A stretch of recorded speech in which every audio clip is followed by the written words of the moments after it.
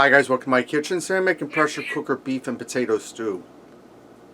Alright, I'm starting out in my pressure cooker. I have it set on sear saute and it's hot. I'm going to add some olive oil in here. Just enough to coat the bottom of the pan. And I have roughly a 2.5 to 3 pound London broil roast I cut into stew chunks, seasoned with salt and pepper. I'm going to get this in here and I'm going to fry it in 2 batches. Because if I put too much in all at once, it's going to steam and not get as nice and brown as we want it. So I'll fry the first half and then I'll fry the second half up. Alright, now that my beef is all nice and browned up, I'm going to add in some garlic. I'm going to add in the equivalent of 3 cloves. I'm using the pre-diced stuff in a jar. Now if you use fresh garlic, you're going to let this saute for a minute longer. The stuff from soaking in the oil or water, however it's packed, softens up some so you don't have to saute as long. Right now that my garlic's sauteed, I'm going to add in a can of diced tomatoes on drain, 14.5 ounces. I'm going to add in 2 cups of beef broth. I'm going to add in a teaspoon of salt. And about a half teaspoon of dried thyme. Give that a quick stir.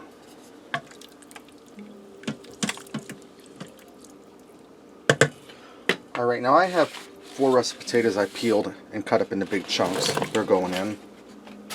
And I have 4 carrots and 4 stalks of celery I cut up into big chunks. They're going in. I'm just going to give that a stir, get them down in that good beef broth.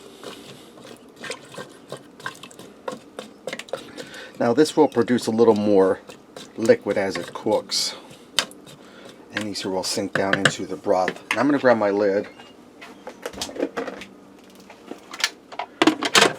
I'm going to set this to pressure cook for 12 minutes. After the 12 minutes are up, I'm going to let it do a natural release of pressure for 10 minutes. Alright, this got done doing its natural release. I turn it on saute to bring it up to a boil. And I have a flour water slurry here. This is roughly probably about 4 tablespoons of flour and about 1/4 cup of water. I'm going to go ahead and stir that in. This is going to thicken up our stew. You just want to gently stir it in.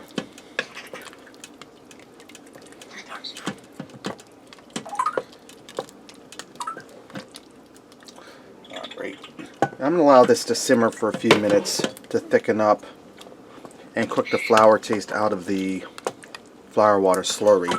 I need a little more salt. I added in about a teaspoon. You see how it's nice and thick. It's ready to go. Let's go ahead and fix up a bowl and see what we got. Alright guys, let me get in here and give this a try. I'm going to go right for a piece of beef.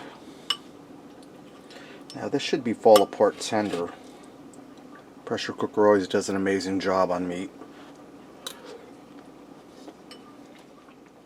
Super tender, beefy, well seasoned, delicious. I'm just going to try a piece of potato and some of this broth. You can see my potatoes held up nice and tender. A little bit of broth. A little bit of stew, I should say.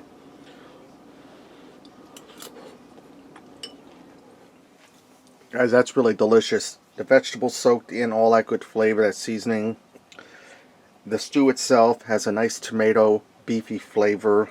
You get the garlic, the onion, the flavor of the vegetables in there at that time. Guys, really easy, really delicious. You don't have to heat your kitchen up on a hot spring day with a pressure cooker. Pressure cooker beef and potato stew. Thanks for watching and supporting me. Remember, love what you eat and eat what you love.